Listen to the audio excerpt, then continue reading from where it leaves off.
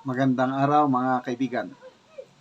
Pag-usapan natin ngayon ang response ni Congressman Salde Co ng Ako Bicol Party List tungkol sa akusasyon na binato sa kanya na allegedly nag-divert siya kasama ng kanyang kasamang kongresista ng Ako Bicol Party List, si Congressman Jill Bungalon.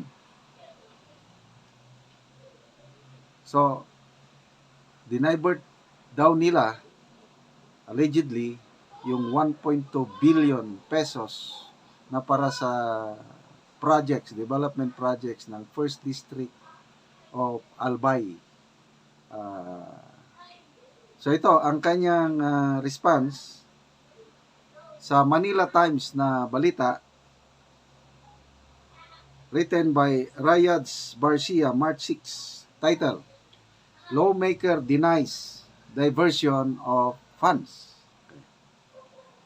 Ako Bicol Party List Representative Elizalde Co denied the allegations of Tabaco City Mayor Crisel Lagman that 1.12 billion funds in the First District of Albay were diverted.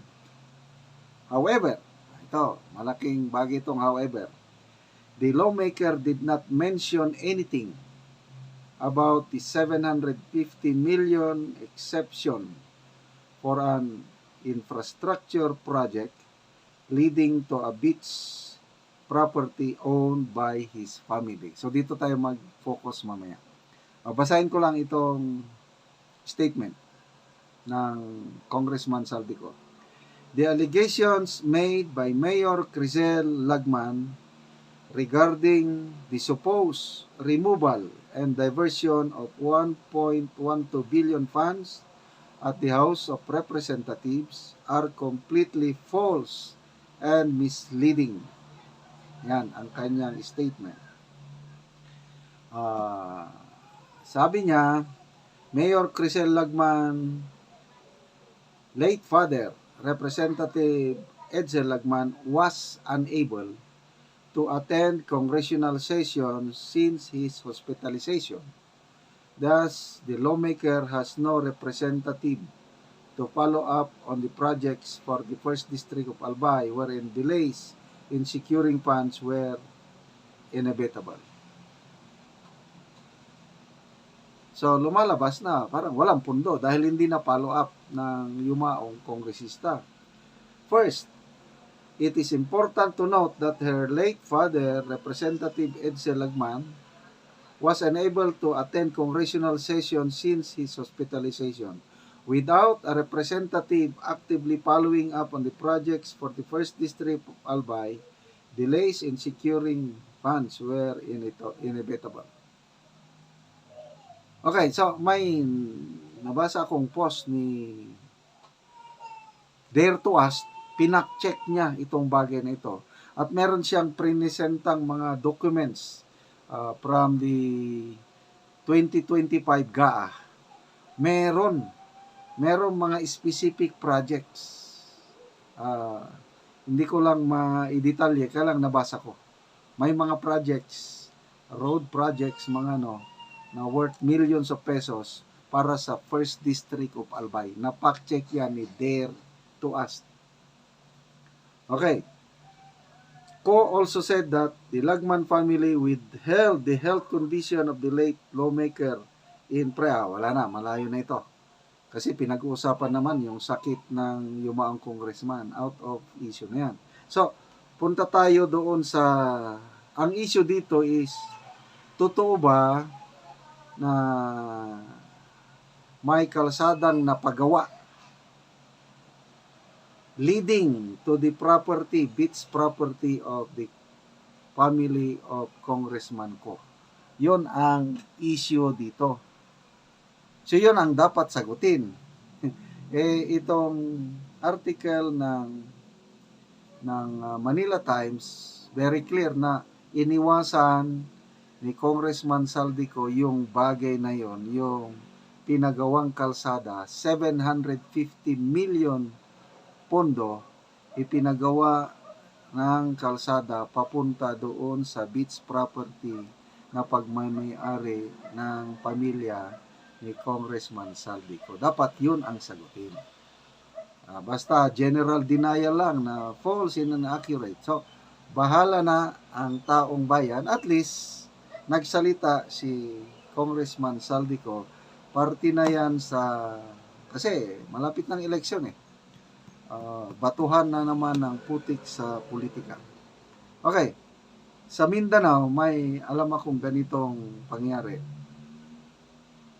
Isang kongresista, meron siyang mountain resort. Maganda. So, itong kongresista nito, of course, may mga pundo sila eh. Pinagawa niya yung kalsada. Sementado. Papunta dito sa mountain resort. Nung natapos na yung kalsada, talagang, dahil maganda yung resort, talagang dami namang turista. Ganon, nangyari yan sa Mindanao. Hindi ko na lang banggitin anong probinsya, anong. Basta, in a way, nakatulong din na lumago ang turismo sa parte na yon ng Mindanao dahil pinondohan ng kongresista, pinagawa niya yung kalsada papunta sa kanilang mountain resort. So, ito yung akusasyon ni Mayor Lagman sa kongresista ng Ako Bicol Party List. So, madali mang yung gustong mag-fact check, punta doon, yung tignan kung may kalsada ng bagong nagawa. Kung mayroon, edi but meantime, ito, dininay niya. Again, bahala na ang taong bayan kung paniniwalaan ang denial ni Congressman Saldico. At dapat, ito naman si Mayor Lagman, kung talagang para hindi lang basta salita, di ba mas maganda na sampahan ng kaso kung may matibay na ebidensya. Okay mga kaibigan, salamat sa inyong palaging panonood sa ating channel.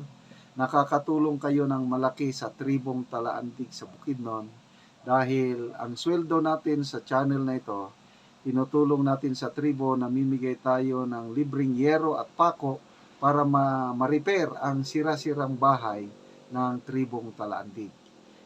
Mimigay din tayo ng livelihood assistance, nagpapatanim tayo ng sayote at saging lakatan. Kung may itinanim, may aanihin. Panoorin nyo ang video na ito, kabalikat kayo sa pagtulong.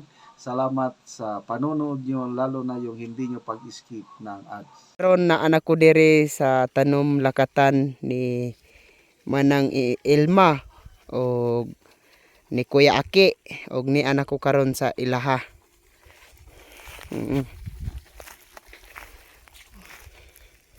So nagbutang karon sila og puradan. Unsa man ang gibutang nimo nga puradan, pang unsa man na siya? Para nis insekto. Pampatay sa insekto. Kay makuan man og insekto og dili butang ag puradan. Oo, para nga dili magkasakit. Para way kuan nga sakit ba. Mo na ni ang ilang saging lakatan. So kuan siya para nga tungod sa limpyo. So tambok gyud ang inyong saging lakatan. So sa isa ka bulan kaduha mag-abono. Kaduha. So gawa sa abono naapagid puradan nga gibutang. Lagi. Para man sa insekto ni. Pila ni tanan ang inyong saging? Kuan ni tanan kang 140 tanan. Tanan 140. So daghan-daghan gyud. So hinlo pod. So padayon gyud mo sa paghinlo ani. Padayon gyud ni kay para kuan maka hawas ta sa kalisod ba og mo harvest na ta. Oo, makahawas na ta sa kalisod kung makaharvest na ta. So 140 tanan. So luag-luag gyud ang ilang tanom og hinlo pod. So unsa ang inyong maistorya bahin sa padayon sa pagsuporta sa abono og sa paghatag sa puradan og uban pa nga magamit diya sa saging? Unang-una daghang salamat sa Ginoo kay og dili ta turukan sa tinanom. Oo. Og unang-una pod dako pong pagpanalamat sa nagtan-aw pod sa YouTube nga kani ang puradan nga ilang gihatag sa amo, dako among pagpanalamat pod nga nakatabang pod sa amo ang mga tinanom. Og usa pod sa paghatag nila sa abono, dako pod kayo among pagpanalamat kay tungod kay ni uswag ang among tinanom tungod sa ilang pagtabang sa amo. Dakong salamat sad sa nagtan-aw sa YouTube, mura na akong maingon. Sige, salamat.